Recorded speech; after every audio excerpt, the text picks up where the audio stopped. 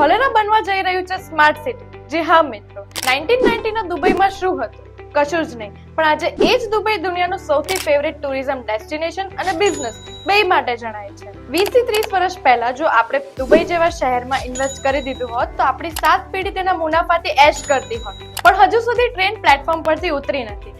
અમદાવાદમાં એક express highway બનવા જઈ રહ્યું છે અને એ એક્સપ્રેસ હાઈવે અમદાવાદથી 80 કિલોમીટર દૂર કનેક્ટ થાય છે પીપલી ડાયમંડ સર્કલથી। આ સર્કલ પૂરી દુનિયાને જોડે છે ધોલેરા સ્માર્ટ ઇન્વેસ્ટમેન્ટ રિજિયન સાથે।